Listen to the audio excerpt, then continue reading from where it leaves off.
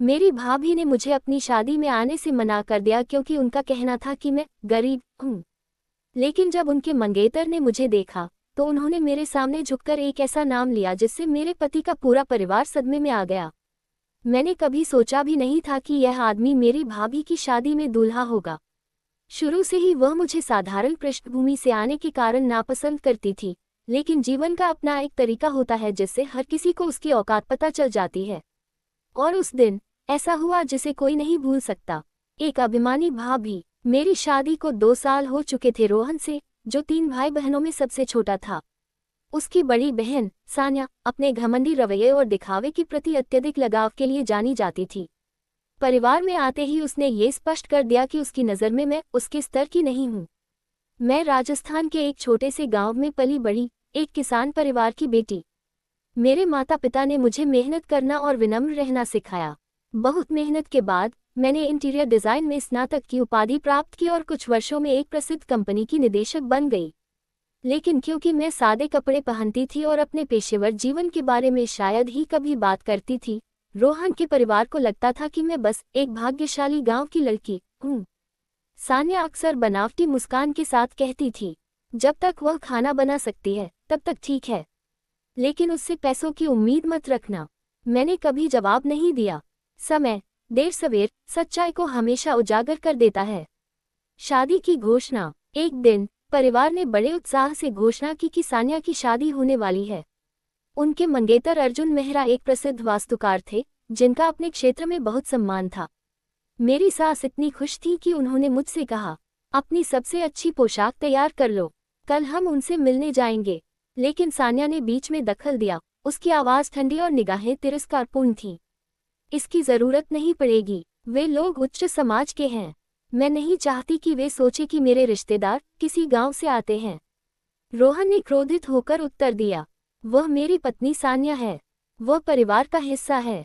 उसने उसे श्रेष्ठता भाव से देखते हुए उत्तर दिया, तुम नहीं समझते रोहन, सब कुछ छवि के बारे में है।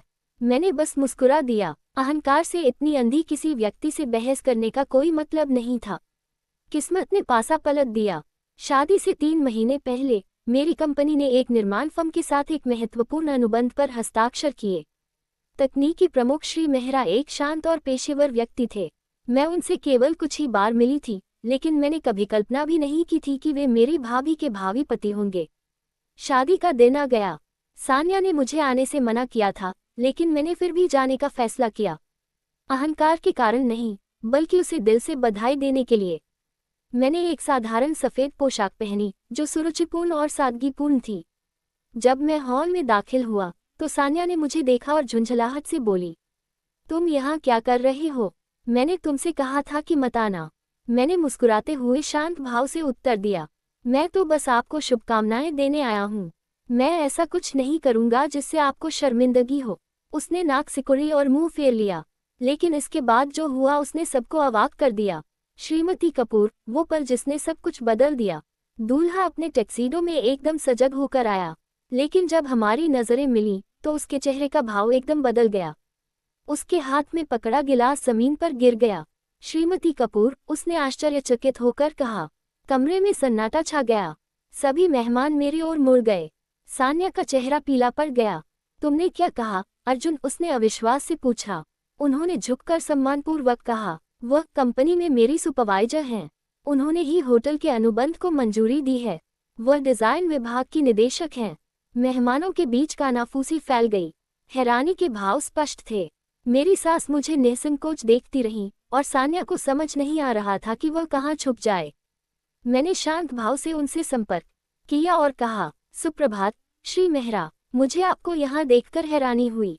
उसने घबराते हुए जवाब दिया, महोदया, मैं सचमुच हैरान हूँ। मुझे बिल्कुल भी पता नहीं था कि आप हैं।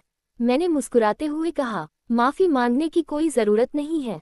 आज आपका खास दिन है। मेरी शुभकामनाएं आपके साथ हैं।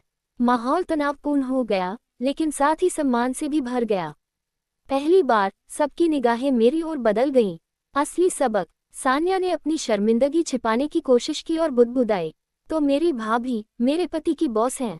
मैंने सिर हिलाया और शांत भाव से उत्तर दिया, हाँ, लेकिन काम तो काम है। मेरे लिए किसी व्यक्ति का मूल्य उसकी पृष्ठभूमि में नहीं, बल्कि उसके चरित्र में होता है। मेरी सास ने कोमल स्वर में कहा, बेटी, तुम्हें इससे सीखना चाहिए। सच्ची गरिमा धन से नहीं, बल्कि विनम्रता से दिखाई जाती है। शादी के बाद पूरे परिवार का मेरे प्रति व्यवहार बदल गया। यहाँ तक कि सान्या ने भी माफी मांगते हुए संदेश भेजा। मुझे उससे कोई शिकायत नहीं थी। कभी कभी अज्ञानता से ही तिरस्कार उत्पन्न होता है। रोहन ने मुझे गले लगाया और फुसफुसाते हुए कहा, मुझे तुम पर गर्व है। उसे उसकी औकात दिखाने के लिए तुम्हें एक शब्द भी कहने की जरूरत नहीं पड़ी।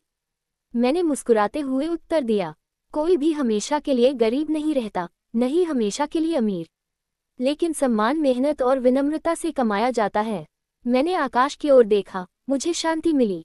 जीवन देर सवेर हमेशा एक चक्र पूरा करता है। और उस दिन दिखावे से भरी शादी के बीच ये स्पष्ट हो गया कि सच्चा धन पहनावा नहीं होता, बल्कि गरिमा से प्रदर्शित होता है।